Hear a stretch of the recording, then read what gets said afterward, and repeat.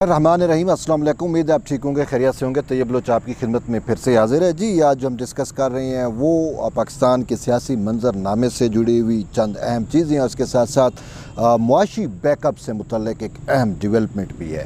लेकिन सब पहले आपको शेयर करते हैं मुआशी बैकअप से मुतल्लिक, यानी मईशत की बेहतरी के लिए पाकिस्तान को जो है वो बैकअप मुयसर हो चुका है और वो भी आलमी सतह के ऊपर बैकअप मिल चुका है और ये वाकई एक बड़ी ख़बर है। जैसा कि आप सब जानते हैं कि IMF जो है वो ब्लैक मेलिंग कर रहा था पाकिस्तान को। ब्लैक मेलिंग टैक्टिक्स जो है वो इस्तेमाल किए जा रहे थे और ये भी हकीकत है कि आप मुझे बताएं पूरी वर्ल्ड के अंदर कि कोई भी ऐसा मुल्क जो IMF का प्रोग्राम ले रहा हो और उसकी मईशत जो है वो बेहतर हुई हो। कभी हुआ है ऐसा? कभी भी नहीं हुआ। IMF जो है वो हमेशा किसी भी मुल्क पे जो भी उसके पैनल पे होते हैं, जो उससे राब्ते में होते हैं, जो उसकी एड ले रहे होते हैं, जो उसका प्रोग्राम ले रहे होते हैं, उनको कभी अपने पाँव पे IMF खड़ा नहीं करता। ये एक बेसिकली एक इस्तेसाली इदारा है जो इस्तेसाल को मज़ीद बढ़ाता है और उसके इफ़ेक्ट आप देख सकते हैं कि पाकिस्तान में, अगर मिसाल हम पाकिस्तान की बात करते हैं तो पाकिस्तान में देखें कि जी आवाम पे बोझों का टैक्स का बोझ डालो, फ़लाँ पे ये करो, सरकारी मुलाजमीन की तनख्वाहें ना बढ़ाओ, ये ना करो, वो ना करो। ये सारी चीज़ें जो है ये IMF की शराइत हैं जो जिसकी वजह से आवाम मसाइल का शिकार है। तो वैसे भी वर्ल्ड वाइड यही हमने देखा है कि किसी भी मुल्क को अपने पाँव पे खुद खड़ा होना होता है। अगर वो ये समझे कि IMF का पैसा आ जाएगा, IMF मुझे बेल आउट करेगा तो मैं सर्वाइव कर जाऊँगा, कभी ऐसा नहीं होता। IMF जो है बस ये है कि वो मरने भी नहीं देता और जीने भी नहीं देता। वो कुछ ऐसी तरतीब के साथ कहानी रखता है और ये हक़ाइक़ पे मबनी और ये हकीकत है।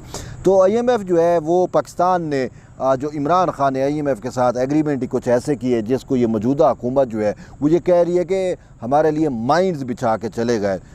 तो अब यानी बरूदी सुरंगें बिछा गए। पिछली हुकूमत IMF के साथ मुज़ाकरात में ऐसी उसने शराइत रखी कि हम अगर अब इन शराइत पे अमल दरामद भी करें तो भी मसाइल हैं। लेकिन इसके बावजूद मौजूदा हुकूमत ने जो है वो PDM गवर्नमेंट ने हर मुमकिन तौर पे अटैम्प्ट की कि IMF की शराइत जो है उसको फुलफ़िल कर ली जाए। तो IMF की शराइत फुलफ़िल हो गई, लेकिन इसके बावजूद IMF जो है वो पाकिस्तान पे को जो है वो बेल आउट नहीं करना चाह रहा था। जो एग्रीमेंट हुए थे, जो उसने किस्त अदा करनी थी, वो इससे इनकारी है और कोई वाज़ेह जवाब भी नहीं दे रहा ताकि पाकिस्तान जो है वो अपना कोई अल्टरनेट करे। तो यूँ वो ब्लैकमेलिंग हो रही थी तो पाकिस्तान परेशान था, साफ ज़ाहिर है अब क्या करें। तो इसी असना में वैसे भी पाकिस्तान ने जो रीजनलिज़म की पॉलिसी अडाप्ट की और डॉलर को डिच किया, चाइनीज़ करेंसी यन में जो है वो रशिया को तेल के पैसे प्रोवाइड किए डिस्काउंटेड ऑयल के, और भी बहुत सारी ऐसी रीज़न्स हैं। ख़ासकर हमारी जो फॉरेन पॉलिसी है, जो सेट ऑफ इंटरनेशनल रिलेशन है, इससे जो है वो IMF और उसके मास्टर जो हैं वो खुश नहीं हैं। तो इसी वजह से उन्होंने पाकिस्तान को ब्लैकमेलिंग करने अभी शुरू कर दिया। तो ऐसी असना में फिर दूसरे ममालिक जिनके साथ हम अपनी रीजनलिज़म की पॉलिसी को हम तिजारती जिसे आप इंज़माम कहते हैं, रीजनल इंटीग्रेशन जिसे आप मुआशी इंटीग्रेशन आप कह सकते हैं, इकॉनमिक इंटीग्रेशन जिसे कहते हैं, तो हमने उस सिमत जो है उनकी बूस्ट कर दिया, चीज़ों को एक्सलेट कर दिया और उसके नतीजे में अब जो है वो हमें बैकअप मिल गया रूस की सूरत में, चीन की सूरत में। जैसे हमारे पास तेल का मामला था तो 30 से 40% डिस्काउंटेड ऑयल जो है वो रशिया जो है वो पाकिस्तान को अब दे रहा है। आपने देखा भी सही कि उसका एक 45,000 जो टन है कंटेनर लेकर यहाँ पे जहाज़ जो है वो पाकिस्तान सी पोर्ट पे पहुँचा, ठीक है, कराची की। और इसी तरीके से LPG जो है वो भी रशिया से वाया ट्रेन वाया रेल जो है वो पहुँची जो है उज़्बेकिस्तान से फिर जो है वो कंटेनर्स में लाद के व्हीकल्स के ज़रिए अफ़गानिस्तान को क्रॉस करके तो ये चमन बॉर्डर पे हमने उसकी शिपमेंट जो है वसूल की। 18 से ज़्यादा शायद टैंकर्स थे। तो यूँ पाकिस्तान को जो है वो बैकअप मिल रहा है। फिर सिर्फ ये नहीं है, अब जब IMF ने इनकार किया तो कल की और आज की सबसे अहम डेवलपमेंट ये है कि चीन ने $1 अरब जो है वो पाकिस्तान को फास्ट ट्रैक पे जो है वो दे भी दिया और वो मनी लैंड भी कर गई स्टेट बैंक ऑफ पाकिस्तान के अकाउंट में।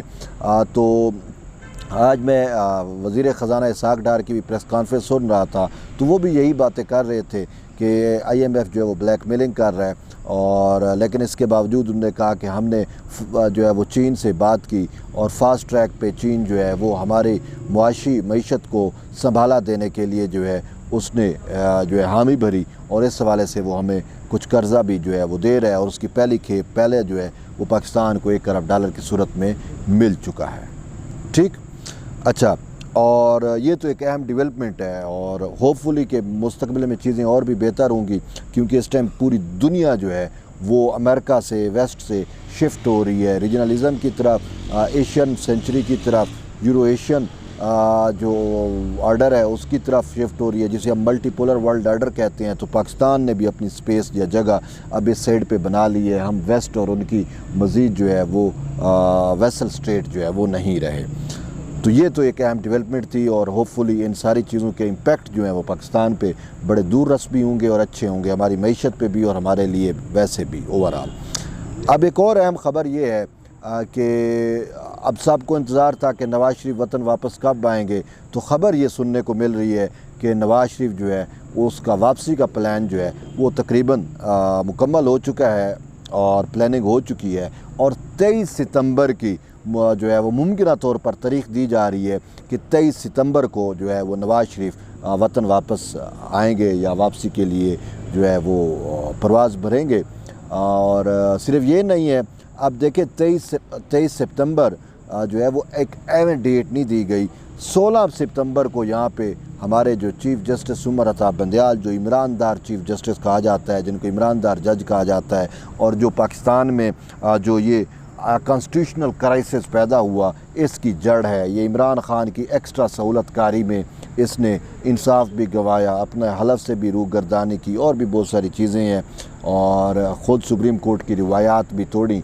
तो वो अब 16 सितंबर को रिटायर हो रहा है। तो जब वो रिटायर हो जाएगा तो बहुत सारी चीज़ें तब्दील हो जाएंगी, और फिर नवाज़ शरीफ के लिए भी जो है वो अदालतों में जो है वो रास्ता एक किस्म का हमवार हो जाएगा, यानी कि उससे इंतकाम लेने वाले जज नहीं होंगे जिन्होंने उसको ताहयात नायल किया था ना, इसी बंदयाल ने उस बेंच का हिस्सा था। तो यूँ बंदयाल 16 सितंबर को रिटायर हो रहा है, और नवाज़ शरीफ की वतन वापसी के लिए जो है वो यहाँ पे भी भरपूर तैयारियाँ की जा रही हैं। और सबसे बड़ी तैयारी ये है कि किसी तरीके से नवाज़ शरीफ की जो नाअहली है वो ख़त्म की जाए, क्योंकि नवाज़ शरीफ ने आना है, फिर इलेक्शन का सीज़न, वो सारा कुछ इलेक्शन में जाना, तो उससे ज़रूरी ये है कि पहले उसकी नाअहली ख़त्म हो जाए, ताकि नवाज़ शरीफ जो हैं वो इलेक्शन भी लड़ सकें और मुहिम अपनी कैंपेन भी पॉलिटिकल पार्टी की चला सकें।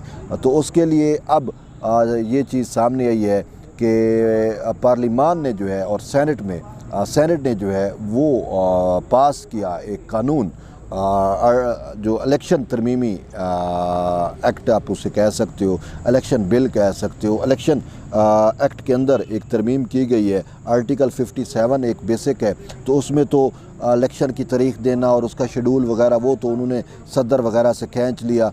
सुप्रीम कोर्ट भी अब नहीं दे सकती, जो सुप्रीम कोर्ट जो है जिस तरीके से इसने पंजाब का तारीख दे दिया था, तो ये अब इख्तियार इलेक्शन कमीशन के पास चला गया। लेकिन इसके साथ साथ आर्टिकल 62, 1F और वगैरह जो नाअहली से मुतल्लिक थे, उसमें अब नाअहली का तयन कर दिया है। 1 टाइम नाअहली है, यानी 5 साल की मुद्दत का नाअहली है। ये जो ताहयात नाअहली कर दी जाती थी अब ये ख़त्म हो गई है। तो अगर ये कानून बन जाता है, क्योंकि अभी कौमी असम्बली से पास होना है और ये चीज़ें, जब ये कानून बन जाएगा तो उसका फ़ायदा जो है वो सिर्फ नवाज़ शरीफ नहीं या जहांगीर तरीन नहीं, बल्कि इमरान ख़ान और इन सब को जो है उसका भरपूर किस्म का फ़ायदा जो है वो पहुँचेगा। और वो भी जो भी पाकिस्तान में मुकम्मल तौर पे जो नाअहल हो चुके हैं ताहयात, वो सब अब वो अब सब अहल हो जाएंगे। तो ये नवाज़ शरीफ के लिए तैयारियाँ की जा रही हैं। जो ही उसकी वापसी करीब आ रही है तो यहाँ पे कानून साजी भी की जा रही है, अटैम्प्ट्स भी हो रही हैं कि किसी न किसी तौर पे किसी न किसी तरीके से नवाज़ शरीफ का जो नाअहली है उसको ख़त्म कर दिया जाए। तो ये 2 अहम डेवलपमेंट्स थी, मैंने कहा आपसे शेयर करूँ। तो एट द एंड यही है कि जुड़े रहिए तैयब बलोच के साथ। मिलते हैं एक नई वीडियो में, तब तक के लिए इजाज़त दें। अल्लाह हाफ़िज़।